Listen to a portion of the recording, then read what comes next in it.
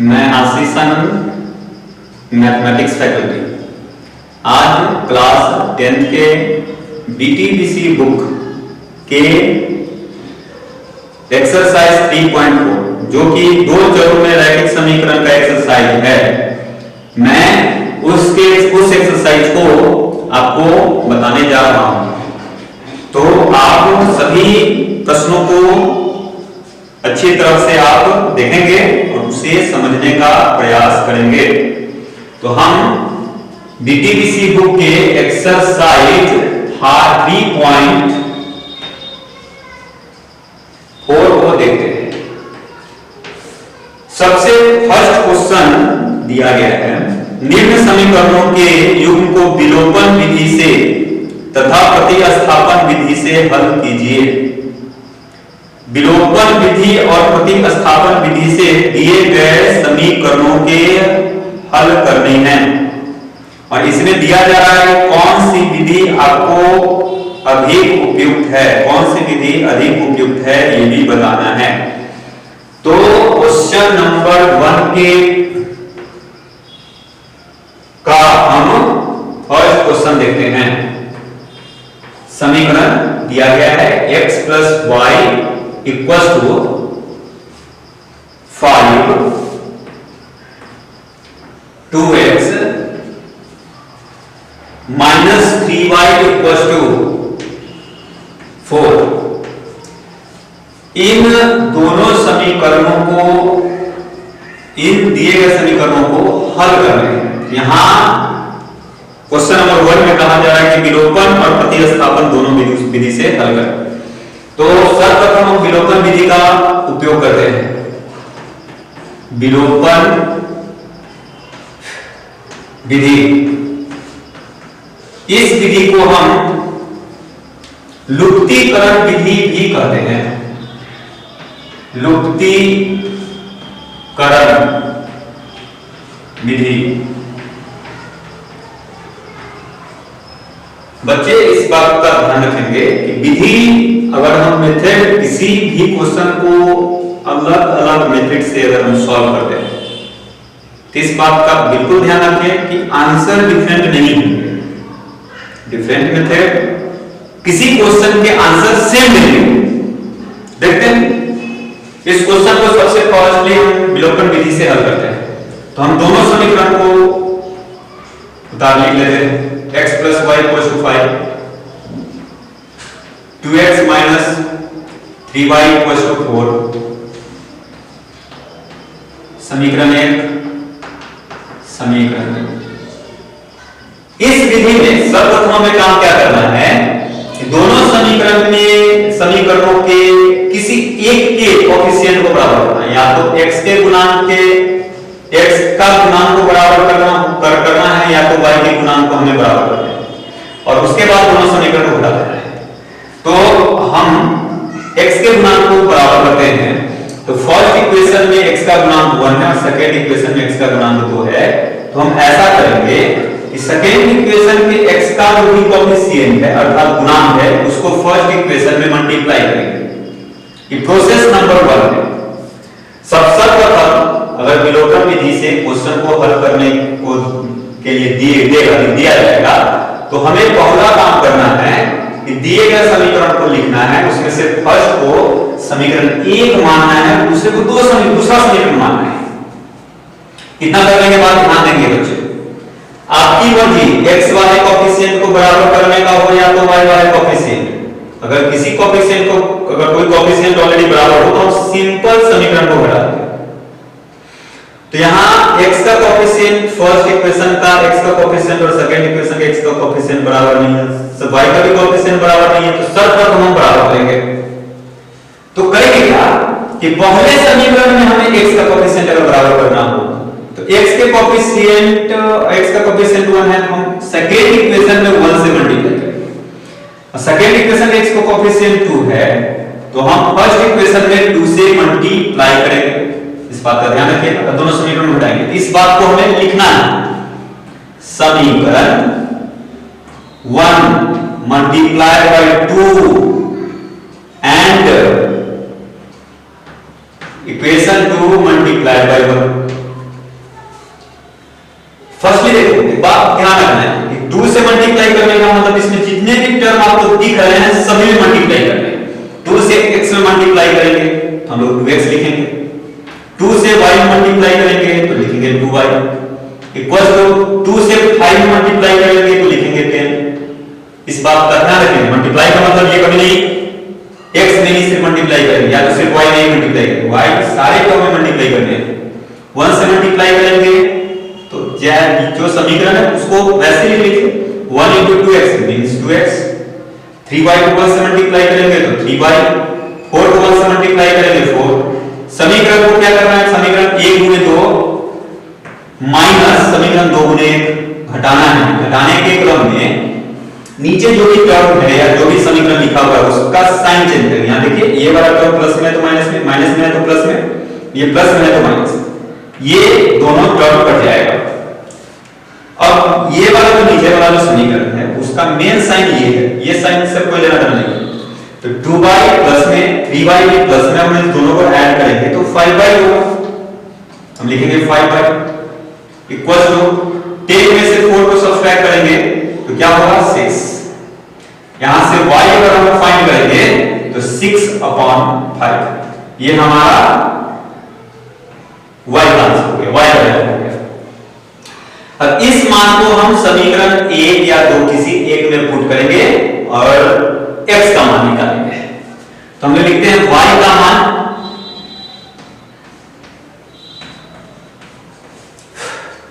समीकरण 1 में रखने पर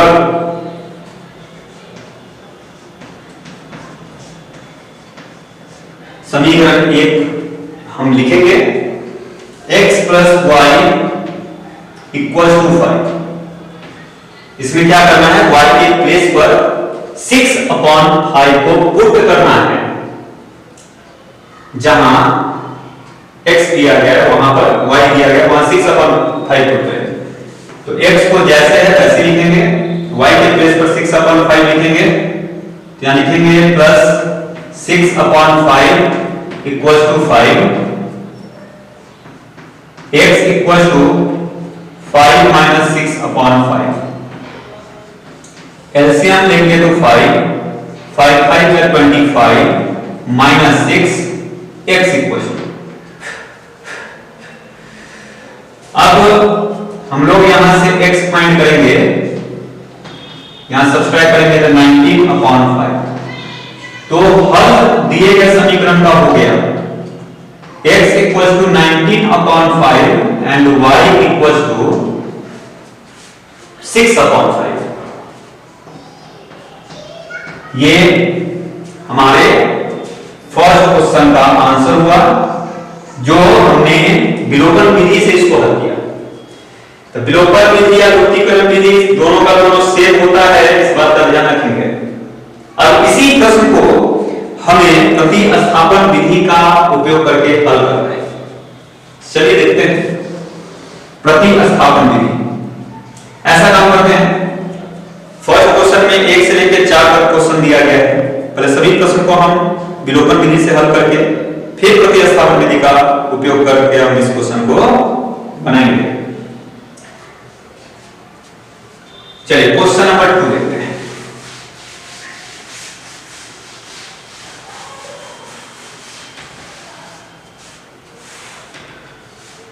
question number 2, 3x plus 4y equals to 10। 3x plus 4y equals to 10 first equation है।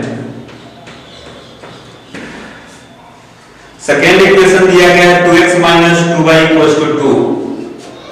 2x minus 2y equals to 2 ये दिया गया है सेकेंड इक्वेशन। हम इस क्वेश्चन को लुप्तीकरण विधि से हल करते हैं। तो हम लोग डायरेक्ट इस क्वेश्चन को यहां बनाए, दोनों में मल्टीप्लाई करने की बातें आएंगी। तो x वाले कोएफिशिएंट को अगर बराबर करेंगे तो फर्स्ट इक्वेशन में x का गुणांक 3 है, सेकेंड इक्वेशन के x का गुणांक 2 है। तो इस x के गुणांक को फर्स्ट में मल्टीप्लाई नहीं करके दूसरे समीकरण में गुणा करेंगे। दूसरे समीकरण में x का जो गुणांक है उसको फर्स्ट इक्वेशन में मल्टीप्लाई करें, फर्स्ट इक्वेशन से मल्टीप्लाई करें। 2 से 3x में मल्टीप्लाई करेंगे तो 6x, 8y इक्वल्स टू 10 2 जा 20। 3 से 2x में मल्टीप्लाई करेंगे तो 6x माइनस 3 2 जा 6y इक्वल्स टू 2, 3 2 जा 6। पॉजिटिव साइन है या नेगेटिव, दोनों समीकरण में हटाएंगे, यहां लिखेंगे तो स्टेप लिखेंगे समीकरण 1 into 2 माइनस 2 into 3, या माइनस है तो प्लस कर गया, 8y और 6y को ऐड करेंगे 14y को, सब्सट्रैक्ट करेंगे तो 14 होगा, y फाइंड करेंगे 1 होगा। इस क्वेश्चन में y का वैल्यू हमें 1 मिला थी, 1 ज्ञात हुआ। अब इस y का मान हम इक्वेशन 1 या किसी एक में पुट करेंगे तो y का मान समीकरण 1 में रखने पर हम इस मान को दूसरे समीकरण में डालेंगे तो जो हमारा x का मान आएगा वो सेम आएगा, 3x plus 4y equals to 10। y के प्लेस पर 1 पुट करना है तो 3x plus 4 into 1 equals to 10। 4 को 1 से मल्टीप्लाई करेंगे 4 को राइट हैंड साइड ले जाएंगे, सब्सट्रैक्ट करेंगे तो 6 होगा, 3x equals to 6। So x equals to 6/3 means 2, ये हमारे x का वैल्यू है। सो दिए गए समीकरण का हल x का मान 2 और y का मान 1, ये दोनों मान हल का मतलब ये जो मान दिए गए हैं x और y के तो दिए गए समीकरणों को सेटिस्फाई करेगा, अर्थात x के जगह पर अगर 2 और y के जगह पर 1 अगर हम डालें इस समीकरण में तो RHS में जो 10 है वो 10 के इक्वल, यानी लेफ्ट हैंड साइड में मान डालेंगे तो 10 आएगा, इसके लेफ्ट हैंड साइड में जब मान डालेंगे तो 2 आएगा। चेक कर लेते हैं, x के जगह पर 2 2 जा 4 minus 1 2 minus 1 equals to 4 minus 2 equals to 2। x के जगह पर 2 डालेंगे तो 3 2 जा 6 प्लस 1 डालेंगे तो 4, 6 plus 4 equals to 10।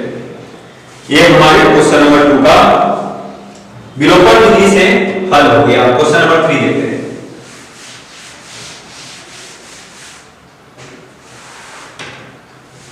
Question number 3, question number 3 given दिया गया है dx minus 5y minus 4 equals to 0, 3x minus 5y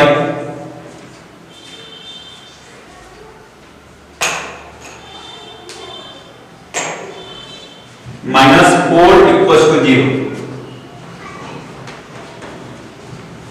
दूसरा समीकरण है 9x equals to 2y plus 7।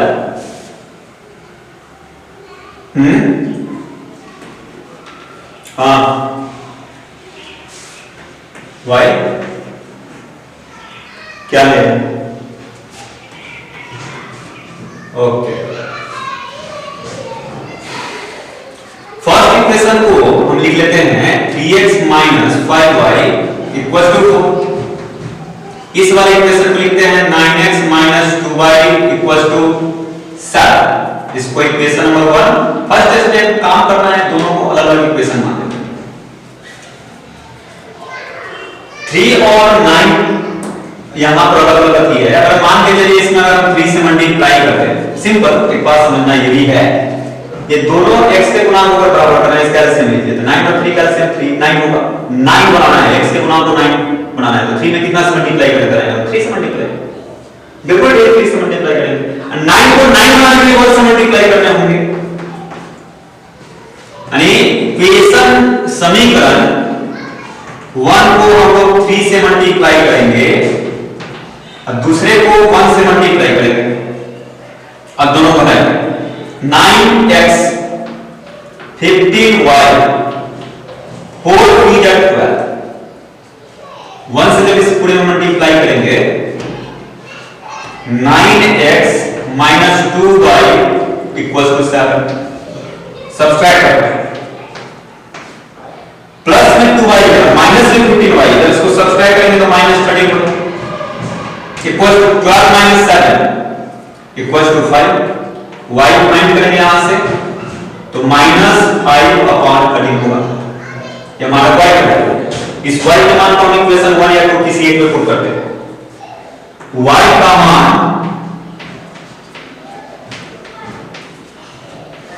समीकरण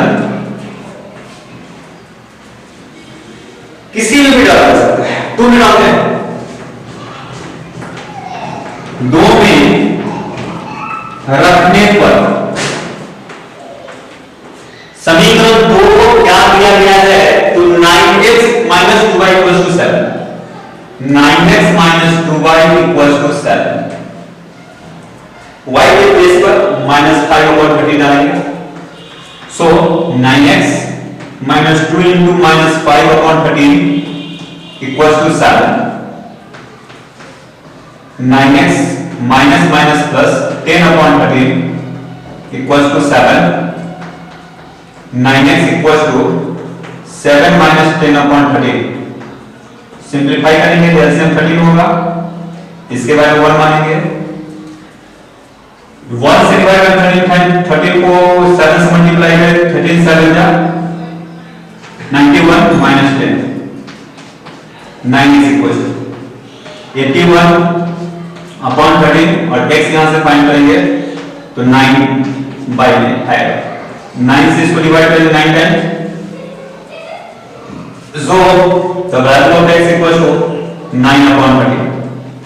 हल हो गया इसे क्वेश्चन नंबर डी का, x equal to 9 upon 13 and y equals to minus 5 upon 13, ये क्वेश्चन नंबर बी का आंसर। क्वेश्चन नंबर 4 हम लोग देखते हैं।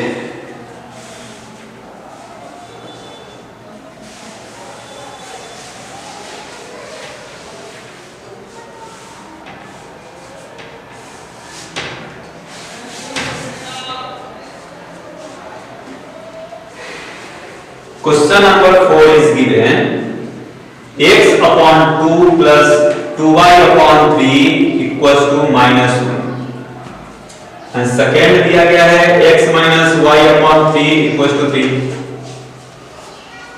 आपको बताने में वैल्यू लग रहा है इसको डिफिकल्ट होगा सॉल्यूशन करना, तो सर्वप्रथम इसको सॉल्व कीजिए और सिंपलीफाई कीजिए। एलसीएम लेंगे 6 2 3 जा 6 3x 3 2 जा 6 2 जा 4y equals to minus 1।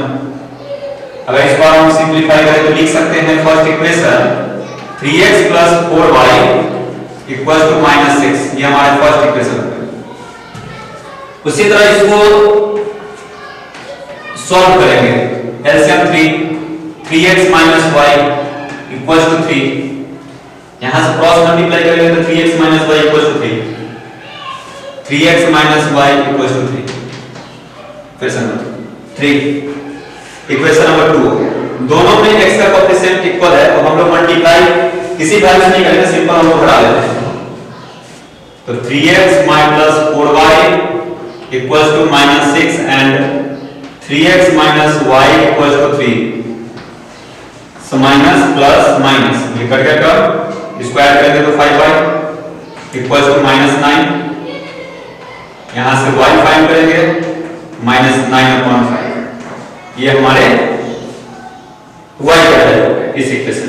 y का मान समीकरण 2 में डाल देते हैं, समीकरण 2 दिया गया है 3x minus y equals to 3, जहां y है उसके प्लेस पर माइनस 9/5 पुट करते हैं, 3x minus 9/5 माइनस 9/5 पुट करेंगे तो माइनस साइन के कारण पॉजिटिव साइन हो जाएगा, यहां 3x equals to 3 minus 9/5, LCM 5 15 minus 9, 3x equals to, so 3x equals to subtract करेंगे 6/5, 3 से 6 कट जाएगा 2 times, so x equals to 2/5।